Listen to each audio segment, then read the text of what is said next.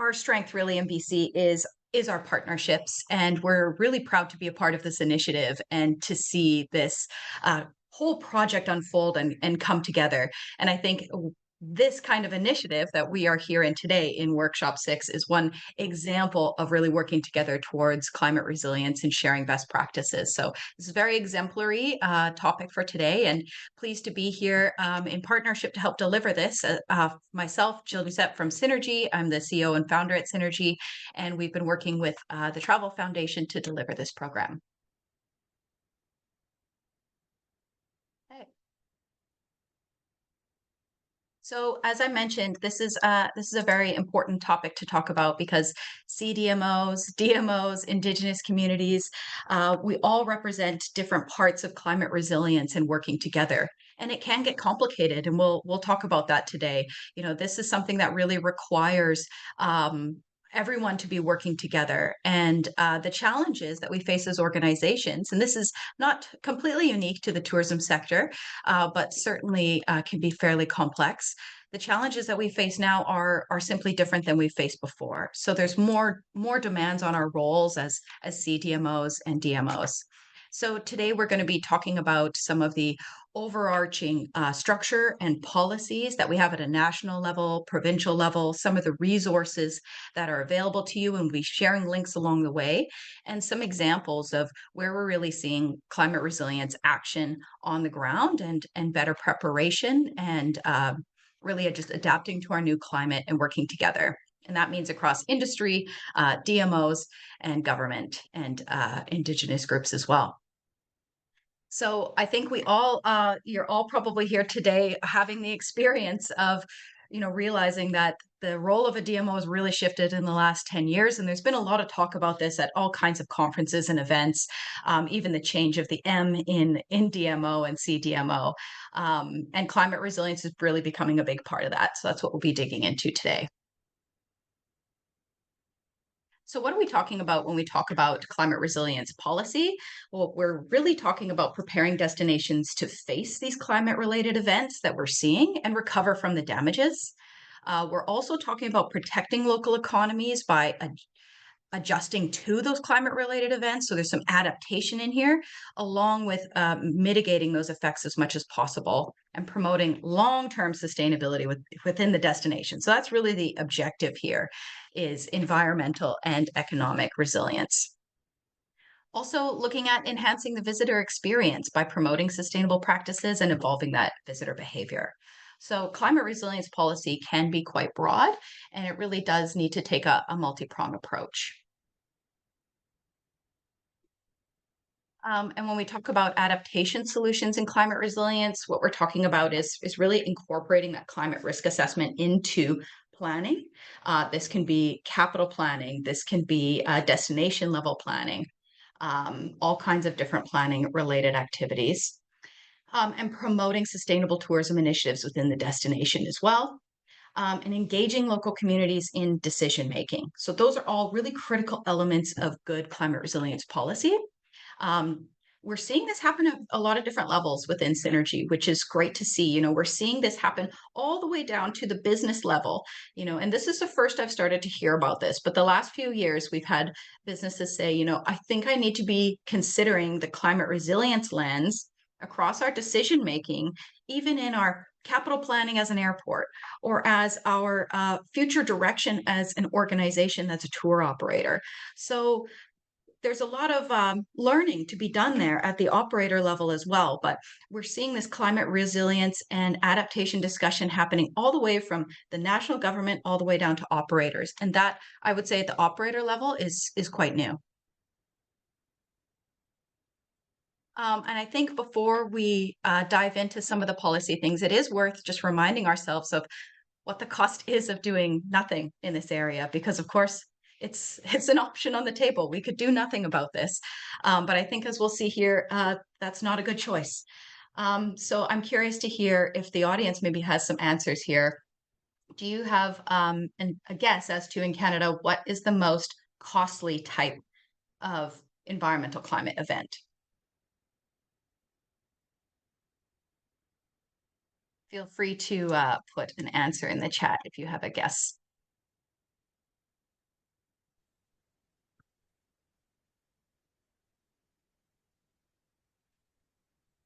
Yeah, especially the extent of fires that we saw. I have a recent statistic here. Yeah, we had in 2024 over 1 million hectares burned. So we had the fourth largest fire season ever in 2024. Interestingly, though, it's actually floods. So those are the one of the most costly and widespread hazards, with the annual costs rising dramatically in that area. So it's actually floods, and the projected cost is expected to increase from 60 to 30 million in the next decades to come. So floods is actually the most costly. Huge cost of doing nothing. Um, so the next question is, oops, sorry, wrong slide. What do you what do you think the anticipated cost of climate damage is in a single year? So looking at 2025. Hazard any guesses? These are big numbers.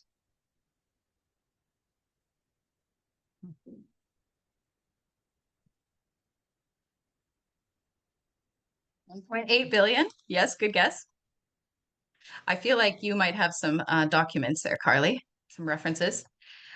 So it said that as early as, and sorry, this is for Canada, as early as 2025, Canada is expected to experience 25 billion more losses due to anticipated climate damages, which equates to half of the projected GDP growth.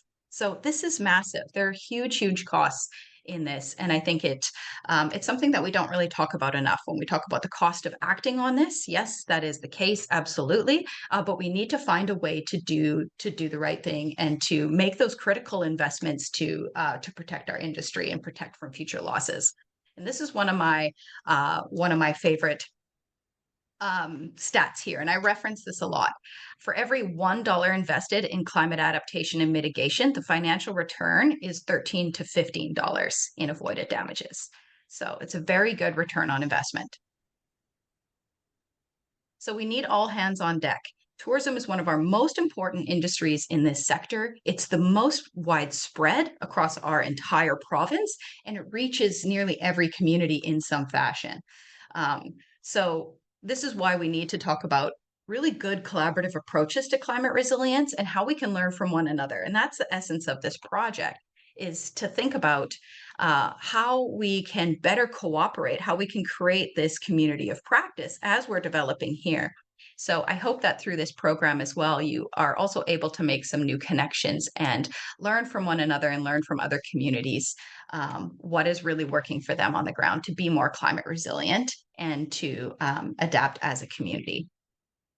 And as we know, the tourism industry is very diverse. We have a lot of players in this sector, and this is really about cooperation between these entities. And we're really starting to see some great momentum here. And I do have to say that I think BC has been showing some really great leadership in this when we're talking about collaboration between these different layers here, especially at the provincial level, working with local partners, working with different provincial entities, and then working with industry, especially at the community level.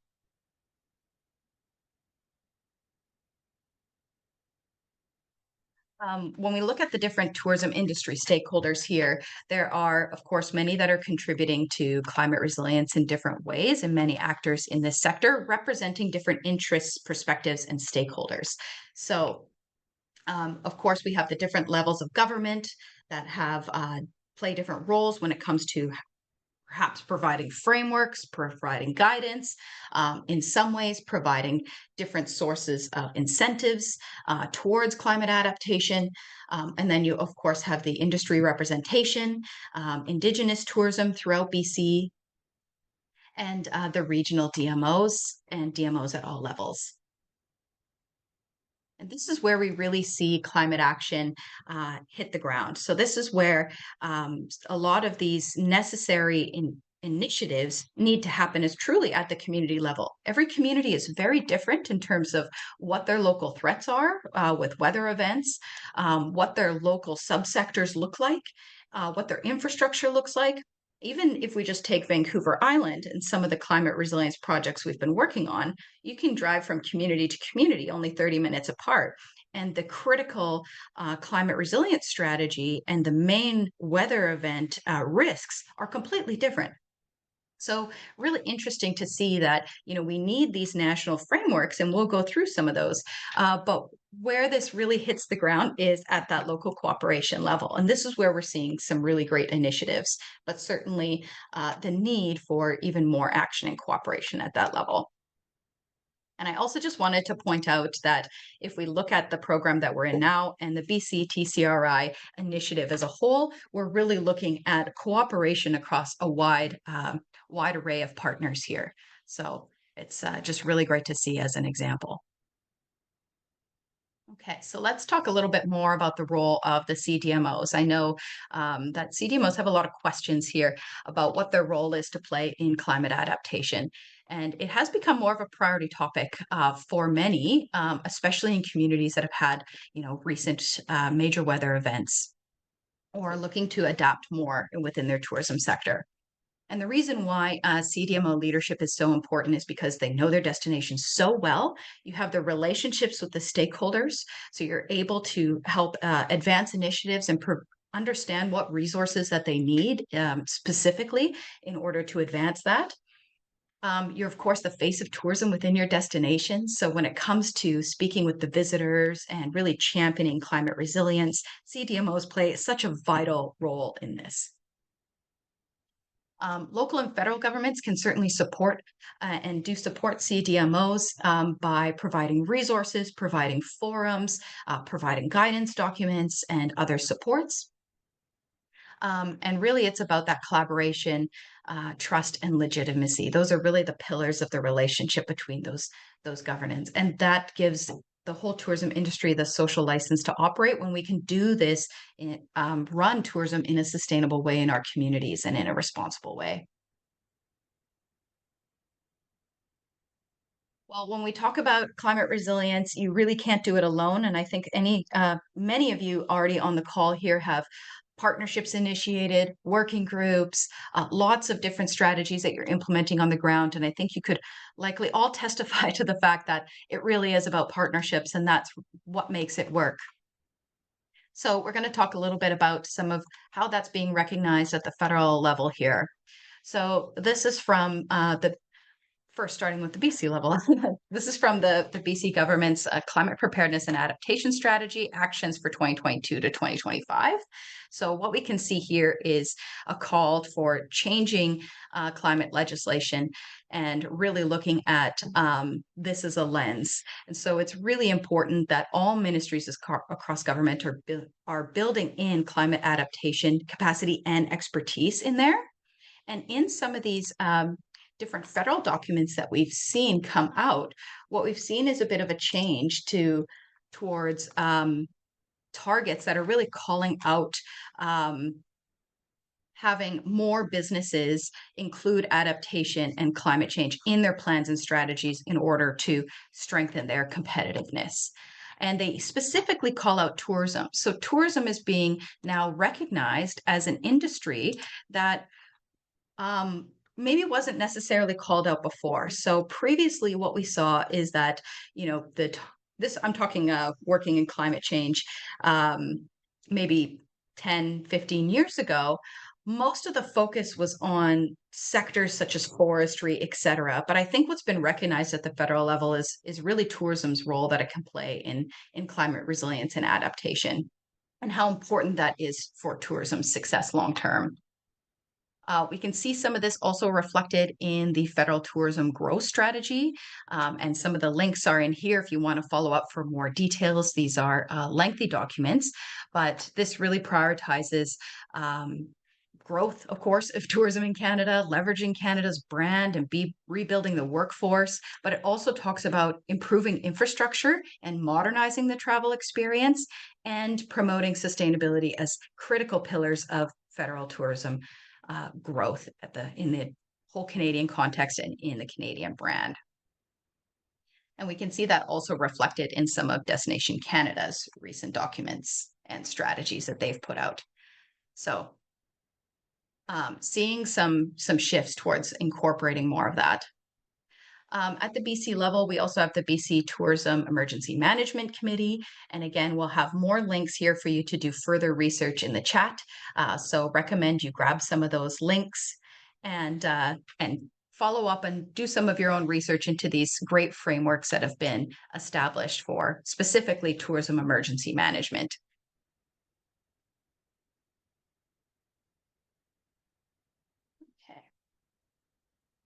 Okay.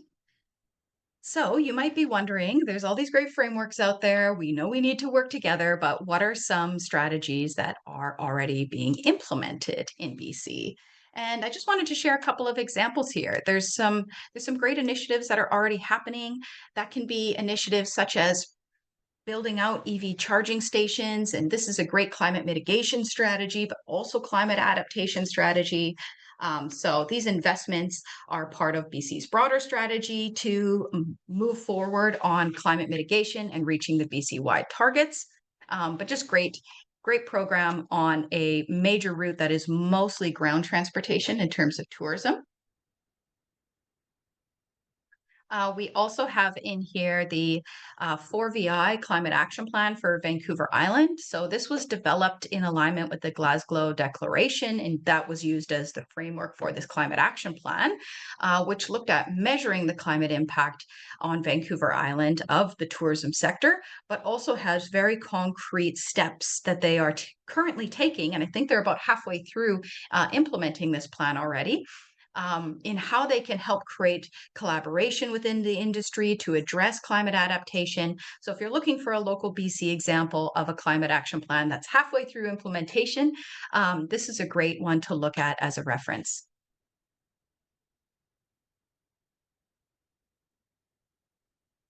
Okay.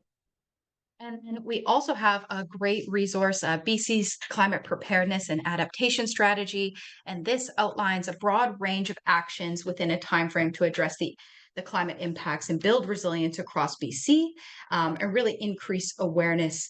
But it also calls out promoting growth in ecotourism and sustainable travel. So more links there and further resources for you, and these will be made available to you for further readings. So you can familiarize yourselves with the different strategies and frameworks that can help create guidance for your local community and your climate resilience planning. So I hope that gives you a lot of reading that you can do, but hopefully also some really tangible resources. So when you're, for example, going into a session where you're starting to plan out your own resiliency strategy, how can you align with some of these other strategies and initiatives that are already in place? And how can you take advantage of some of the resources that have been developed to create guidance for your community and to ensure we're all working together in the same way?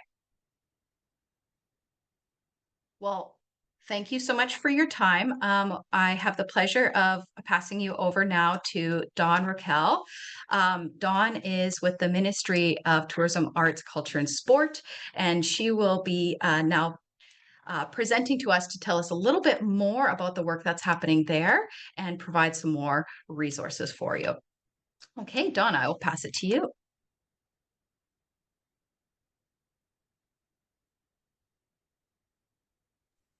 Yes, I did the same thing lots of people do. I did not unmute myself before starting. Thanks for the introduction, Jill. I'm super happy to be here today. I'm coming to you from the territory of the Tecumloops, Tishawebmec people. Now in the area where I am is Kamloops, where the snow has been falling a little bit the last 2 days. So I'm appreciating that climate change is not happening at this time because I am a skier and we have had an excellent year. So really happy with that. Yeah, so today I'm really happy to be here to sort of talk about, maybe go to the next slide.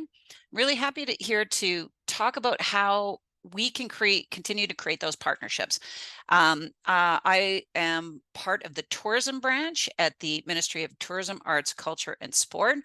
And we have been digging into this question for an awfully long time. You know, how do we help to build resiliency in the tourism sector in the face of these rising climate events and in a place where we really need to think about radical change in how we do business. And so I'm really happy to be here to kind of have this discussion with you all. My particular history and portfolio. I have worked in the tourism industry my entire life, starting at that very basic level of slinging beer in establishments. And I've worked in the private sector, I've taught in education, and now I'm working at the ministry because I really wanted to get into that more strategic planning for the sector. I have not worked in destination management organizations, so this is a piece of my career that I still need to fulfill.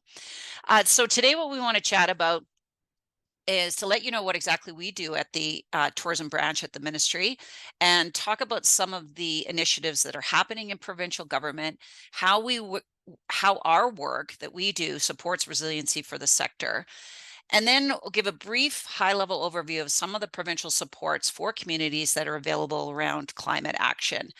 And then finally, we'll talk about the BC Tourism Climate Resiliency Initiative, which is why you're here today, and how CDMO work will support the evolution of our sector to get where we really want to go. So just to start off, I wanted to do a quick Menti poll. You can see the link there if you want to pop in there. So I'm going to take over and share my screen.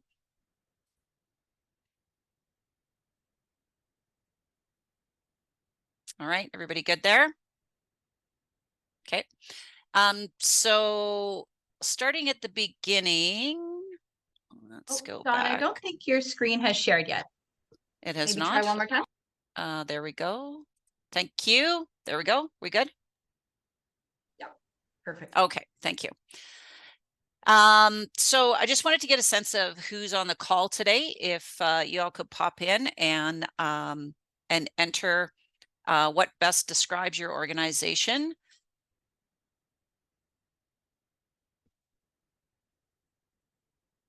Is it working? Because I don't see any entries. No?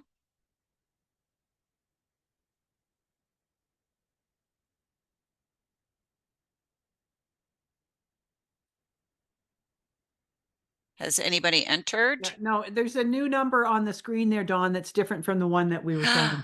Oh, great. I didn't know it changes every time. So we'll thank you. I'll give you a second to jump in there.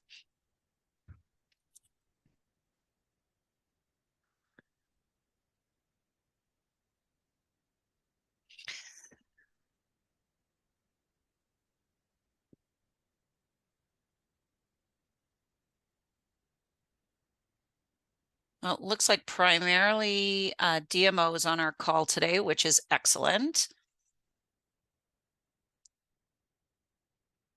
And some public servants.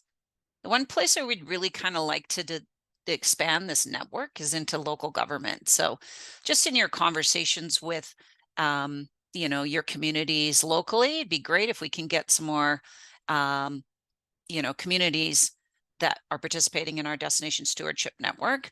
So, again, we know that CDMOs are called into this space, but they often lack the tools or levers to actually do a lot of the work. So it'd be great to see some local government in this space as well. Moving on to the next slide. What best describes your level of knowledge regarding climate adaptation and resiliency needs of the tourism sector? Are you new to this space? You know that we need to change, but you don't really know what or how we need to do.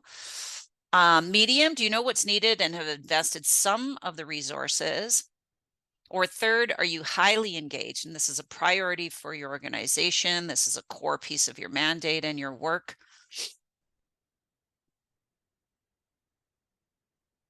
Awesome. It feels like we're right in the middle there. Yeah.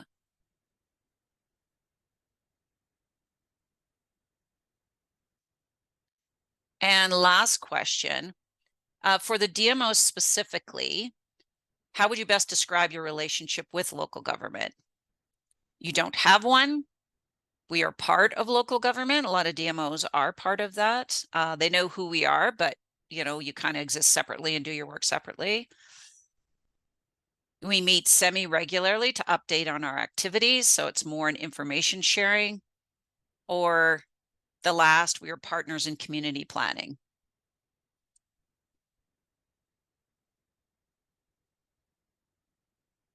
Okay, that's a good spread. Meet semi-regularly. We find it quite fascinating, even in some tourism-dependent communities where the growth and development of the community and the primary economic driver is tourism, and yet they don't have a robust relationship with their DMO. It's quite fascinating sometimes. And we're trying to understand why that is the case. So that's cool. I think we're kind of in that middle. But here's where we want to, do some help in these spaces as well. So we'll go back to I'll stop sharing and we'll go back to the presentation. Perfect. Thank you, Dawn. And great All to right. hear how many of you are already starting to meet. That was so interesting. At least semi-regular. Semi-regularly, yeah. I think this is a testament too of sort of how the tourism sector has evolved and how communities are seeing the sector as part of their identity and their communication to the world. Not just as a lovely thing that kind of ticks along, but I think COVID really shifted that view in communities about this is a really important thing and we need to support it better. So if there's anything good that came out of that time, then it could be that. So what do we do at the tourism branch? Everything. We have our hands in every single pie in almost every single ministry. So as you know, tourism touches the work of almost every ministry and government, and yet we have very few tools or legislative levers or funding to actually do our work. So we spend a ton of time talking across government. We're part of an ministry that oversees policy and programs that support a lot of things that are really important to community: arts, culture, creative, industry, sport, recreation, heritage. So it's a natural fit that tourism is aligned with these areas that are critical to community development. However, our ministry is considered part of the economy sector of ministries. And so this makes sense, as tourism is the largest contributor to GDP in the province of all primary resource industries. So it's kind of a big deal when it comes to monies that stack the provincial coffer so that they can offer services to citizens. But when we really kind of go back to what's our core reason for being, our work focuses on setting that strategic direction for tourism in BC and establishing tourism as this key economic driver for growth and diversification for community building. So to put it more succinctly, as Nick Grant, our Assistant Deputy Minister, likes to quote in the elevator speech, is that we work to create a resilient environment in which tourism businesses can thrive. And I think I kind of struggled with that a bit, because tourism's so much more than that. It's about community building. It's about cultural expression. It's about creating assets in our communities. It's about environmental protection. And yet, if we go down to the core of it, if those businesses are doing well, everything else falls into place. If tourism is working for businesses, it's building great communities. Residents are happy with it because they have more assets. It's a tool for cultural development and reclamation, particularly with our Indigenous communities. It's an avenue for good jobs. It attracts residents into our communities so that we can continue to build up those, and this is particularly important rurally. And it also provides those tax dollars so that we can invest in our hospitals, in our roads, in our parks, all of these things. So again, we have very few of those legislative, regulatory, or funding levers. So a lot of our work is across ministry, chit-chatting and sort of weighing in on pieces of their work. So, if we think about destination trails, for example, we don't have levers to approve. We don't have money to invest anymore. We did have a lot of money during COVID, so that was pretty cool. Love that time. That's over. But what can we do? We can talk to rec sites and trails about the importance of this investment in this. We can work with the Ministry of Transportation to explore the importance of having, parking areas on particular roads. We can work with the Ministry of Agriculture to explore how they can make adjustments to the Agricultural Land Commission regulations to allow these trails to exist. So, you can see that we have a ton of irons in the fire where we do work. And yet we have this tiny little staff of 21 people. And, that expanded to a super robust 26 when we were rolling out $250 million worth of supports during COVID. So we are a small but mighty team. And I can say that, very confidently that we do a lot of work for a few little people. We are very passionate in the work that we do.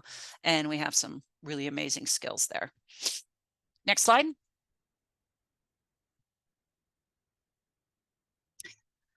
So how does our work support climate action?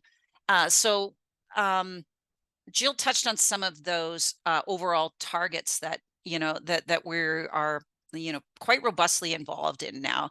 Clean BC has set some targets about reducing emissions from industry by 50% by 2030 and net zero by 2050. For us, we're trying to get ahead of that with some of those projects. The transportation industry, which is a real key in tourism, and one of the largest contributor to carbon emissions that we're trying to get ahead of. That reduction is 30% by 2030. So these are pretty big targets that are really going to impact tourism if we don't meet them. Federally, Jill has shown you that target of 80% of businesses in vulnerable sectors, which includes tourism, they need to adapt to climate change in their plans and strategies in order to strengthen competitiveness. And as we know in the tourism sector, this is a critical piece of our communication strategies and our destination competitiveness, is to show that us as a province and destinations and businesses are pursuing net zero and responsible tourism practices and destinations. This is a key competitive advantage.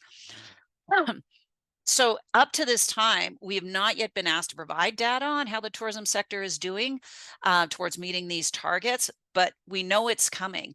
And this is really part of this, the BC TCRI, the Tourism Climate Resiliency Initiative, is to establish that measurement, that data framework, so that we can report on how the sector is doing and how we're doing better over time. That's super important too.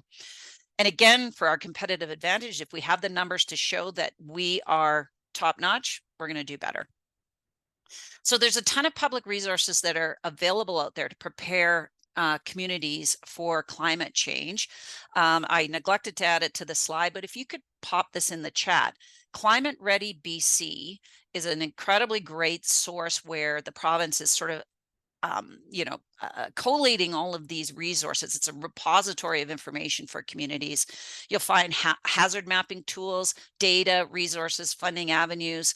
So this is really focused on local government, but there's a ton of stuff that we can all use there. So we participate in all of these various levels and committees.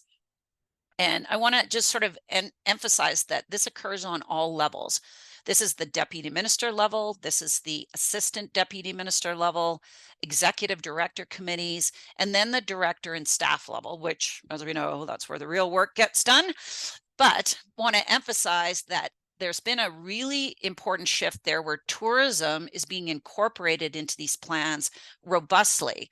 And we are sitting and being invited to these tables. And that is in a large part of the work that's been done over the last decade to really draw attention to the importance of tourism and our visitors in this work that we do.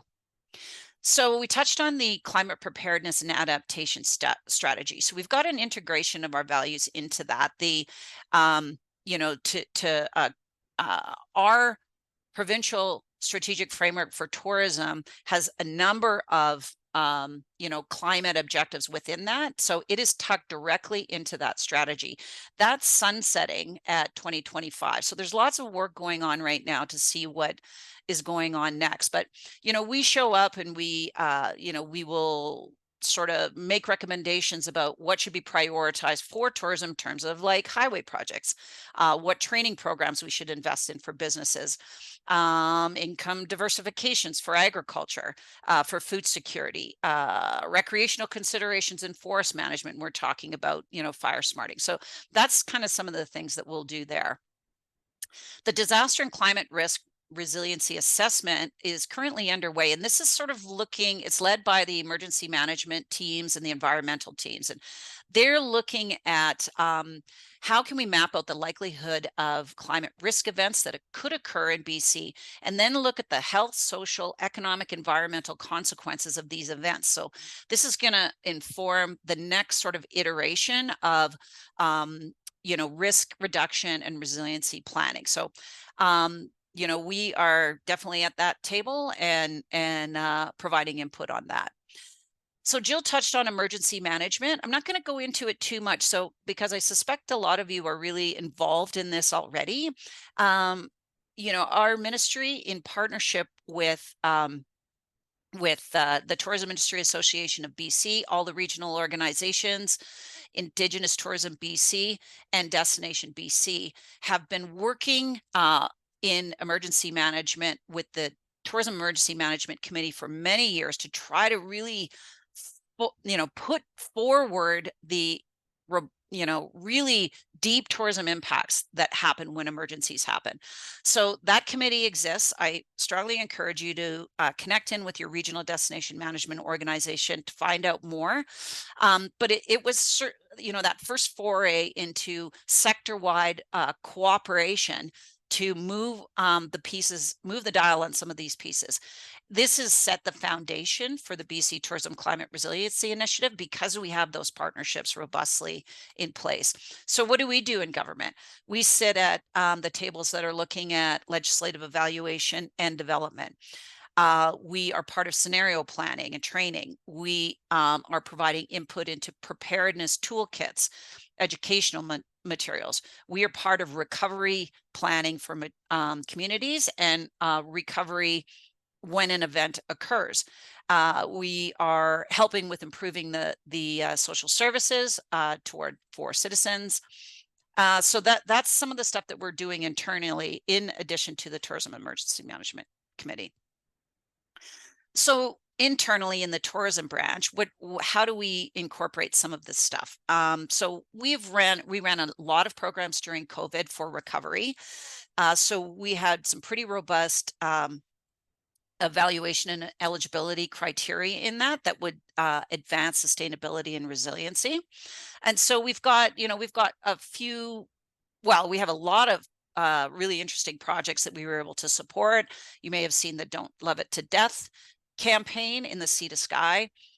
We invested in lots of EV charging stations, a fish restocking project, which was really cool, shore remediation, backcountry visitor amenities, lots of things like that. So that was pretty fun to be involved in that. And we also helped during that time to fund the OG of tourism resiliency, which was built by the BC Regional Tourism Secretariat, which was the Tourism Resiliency Network. And this provided 101 support for businesses to help them through their COVID recovery. It was that sort of platform that we, sort of looked at when we were building the BC TCRI to say, hey, that looked like that worked really well. How can we keep that going?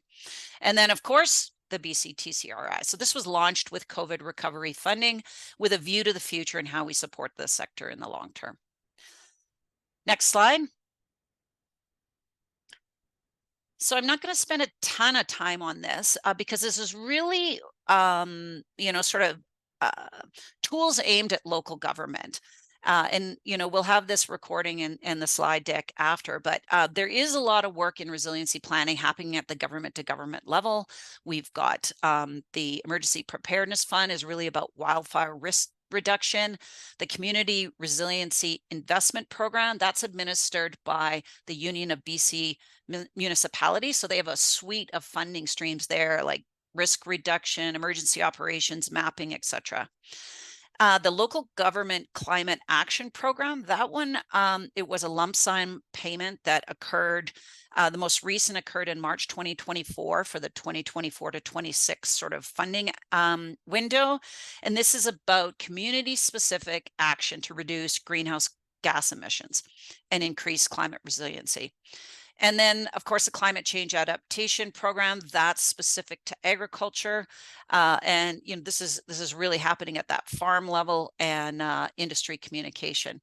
So these tools, make a note of them. They are really great tools for local government. They're also, again, we've got that Climate Ready BC site that was really good. And it's all about preparing for climate change. So some of the tourism considerations within these plans are about looking at decreasing opportunities with, say, snowpack, heat-related events, and how to address these things, fire, drought, etc. Coastal erosion, emergency management, increased seasonality in the northern region. So there's lots of stuff going on there. Next slide. So how did this come about? We had a chunk of money from the from COVID recovery, and we were running a program called the Destination Development Fund, and we saw a large number of applications come in that were asking for the same thing. Let's help our businesses become more climate resilient. And this funding did not go directly to businesses. This was for not-for-profits, local government, Indigenous communities and organizations. And so we thought, hey, how can we bring all of these things together into one overarching provincial framework so that we can, we can build something that can, go long term. So we brought together all of the various players, Destination BC, ourselves, the regions, Indigenous Tourism BC, and created this program, a 4-pronged program that had business supports, micro grants to help them move forward. It had a data collection project, and it had this destination community stewardship network that you're part of here, and bring them all into one place. So, we had seen significant success in the emergency management world through this cooperation and this collaboration. So we wanted to ensure that we were setting up a platform that was going to work for the long term and incorporated all the really fantastic work that had already occurred in the sector.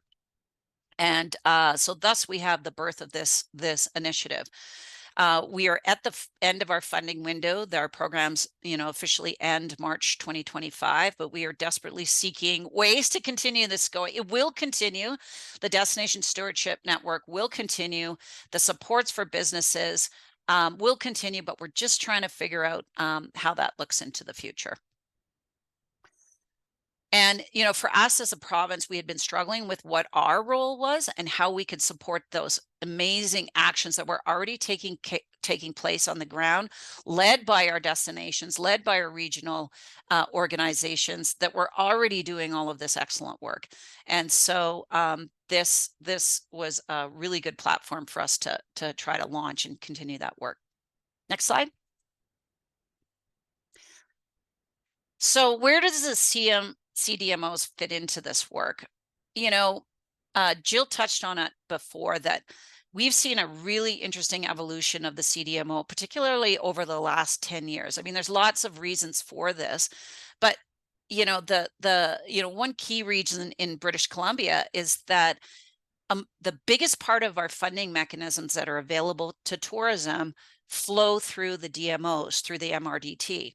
So, when that's where the primary support is, that's when you're getting asked to step into places that you were never asked to step into before. So if we kind of go back to our course, from our particular purpose, we're creating an environment a resilient environment where our tourism businesses can survive and thrive. So how does the CDMO step into this place? It started with marketing, demand generation, moved into this development space, and now you're robustly into stewardship. And you're the face of tourism in your community. So you're being called on to fill these gaps that are emerging. And at this point, I know everybody's building capacity, but at this point, the staff doesn't really have the skill set to address some of this stuff. But the DMOs are just jumping in, and their mandate is to support their businesses and their stakeholders as what is needed. So, where do you step in? You get a place where demand is exceeding supply. So you have to, try to encourage infrastructure to manage this. You see that you're, missing assets to service visitors. So you need more private capital to come in, but you're not economic development folk or an investment attraction folks. So you see that visitors are, providing or are having a high impact on your environment, but like there's too many cars, they're dropping their garbage, but you don't control traffic, you don't manage the garbage collection. So what is your role? Your role is to motivate stakeholders into action, and to try to get all of these pieces together and help these stakeholders work together to that common objective. So sustainability, resiliency, emergency management, this makes good sense for your work, because ultimately this is going to improve the resiliency of your destination. It boosts your competitive advantage and that of the whole province. Next slide. But the interesting part is that's not all you're doing. We're just kind of talking about that climate resiliency and emergency management kind of piece and emissions. But, Destination Canada has come up with this wealth and well-being index. This is taking a real robust approach to measuring what a healthy tourism sector looks like. And these are a lot of places for a DMO to get involved in. How do you do this work? How do you measure this stuff? How do you make sure it continues to work for communities? It's a lot. Next slide. So again, back to the focus of today: sustainability, resilient destinations, adapting to climate change. There's so many resources to help you on this journey. There's a lot of guiding pledges, commitments. There's biosphere certifications, Green Steps 2030 pledge, Travel Foundation's Envisioning 2030, Glasgow Declaration. But I'm sure all of you are including, of these, 5 points you're seeing on the screen, you're doing some version of this already. So I don't need to tell you this, but how do you accomplish this with your mandate from your board of directors or your council with your limited resources, in addition to all the other things you're being asked to step into? Next slide. So that's where we kind of come in. How can we help? It's not an easy question, So we've got the TCR, the BC TCRI. We still want to see these businesses supports continue.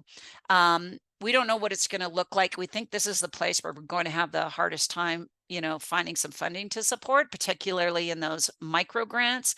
We do have the facilitated planning for businesses is still open, I think, Carly, if I'm not mistaken. And the micro grants are open until January 28th. So do encourage your businesses to go there. We will continue with the data collection, the climate adaptation data framework, because we know we have to report on this stuff. Just today or yesterday, there is a business survey that's been launched by Destination BC that is collecting data to get sort of that baseline about how we're going to move the sector forward.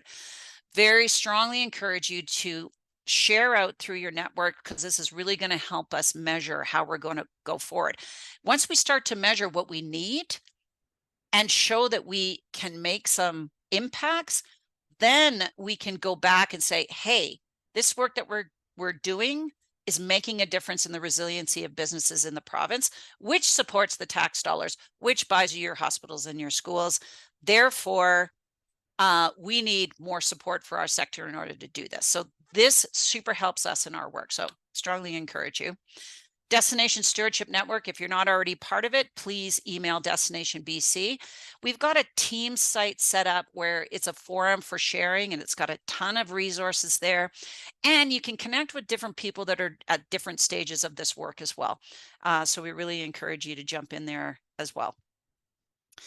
We're doing in emergency management. Again, I encourage you to connect with your regional destination management organization. This site on DBC gives a lot of emergency preparedness resources. We're also refreshing our strategic framework to look for opportunities to engage. So look for that upcoming, because we'll want to see what you're prioritizing, what we can prioritize in our work. All right. And so next slide. I just want to wrap up and ask you to go back to that Menti poll. And again, I'm just going to, I'm not sure who pointed it out, but it looks like every time I do this, a new number comes up. So if you could make note of this number here, excuse me, there, 9799-5157. If you could take a moment as we finish up to just jump in there and use that code to jump in there. It's open-ended responses. And if you could add in thoughts on what you think that we at Tourism Branch at the ministry can do to support your work. And I have put, don't say money. Everybody needs money. We have no money. That is the fiscal environment that we're in right now. And with the new tariffs that are coming, et cetera, this is, it's not looking good for us right now. However, our minister is fantastic. He's making that economic argument that we need to support tourism more. So we're pretty hopeful for that. So I will leave you with that. And yeah, and that's it for me. Thank you for joining. I took way more time, Jill. I knew I would. I'm such a blabberhead. Anyway, leave some time for discussion and questions. Oh, thank you so much, Dawn. I really appreciate you being here today and sharing all of the things that your team is working on and just giving us a really good lay of the land. Well, we've got a few minutes here, so I'll just pass it over to the guests in the room to see if there's any questions for Dawn.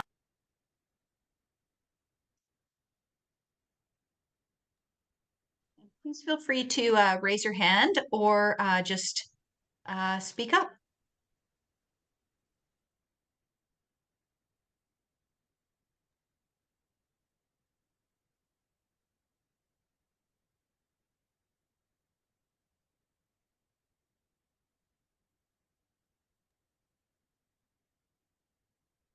Okay, I don't think I see any questions yet. I know there was a lot of information today. Thank you for the note, Patty. A lot of information today, so a lot to absorb. If you do have questions after, please feel free to send them over to the Synergy team, and we'll do our best to answer the questions that you have, if there is any. But yeah, one last call for questions for Dawn. And I'm seeing some things being populated into that site, and they're all excellent, and I really appreciate you taking the time. A lot of what we do is chit chat at various levels, and we do see that gap. There's been a note in there that we do see a gap in helping local governments to understand this space a little bit better. So that is a priority on our work list. So yeah. Wonderful. Well, thank you so much, Dawn, for joining us today. Really, really appreciate your time. And thanks to everyone on the call for joining us as well. Just as we're wrapping here, I just wanted to share some new resources and video that is available. So the resource that will be available is on climate resilience, specifically partnerships and funding the change. So there's some resources there to some different funding programs. So check that one out. In addition, there is a new video on circular economy, which is a really interesting framework for climate adaptation and, of course, addressing waste, turning it into a resource, and using circular economy as a climate resilient strategy. So we have Destination Greater Victoria as a case study there, learning about what they're doing in circular economy and how they're adapting that to the urban environment and thinking about that as one of their key sustainability pillars. So You can check that out. The links to the resources and videos are now in the chat, so you can feel free to grab the links to those. And finally, workshop number 7 will be on Wednesday, February 19th, and this will be on marketing and storytelling. So the link again is in the chat for that if you would like to register, and we look forward to seeing you there. As usual, we have a quick feedback form as well. So really would welcome your feedback and encourage it. So thank you so much. We had a lot of different tech things going on today. So thanks for sticking with us through it. And oh, Dawn, thank you so much for putting your email in the chat. So for those that have questions, ideas, please email Dawn directly. There's a slight typo in Dawn, but I think everyone can fix that on their own. Yeah, there we go. So thank you so much for that offer, Dawn. That's very kind of you. All right, well, that gets us right to time. We'll give you a couple minutes back in your day. Thanks again, everyone, for joining us, and we'll see you in February for the Marketing and Storytelling Workshop.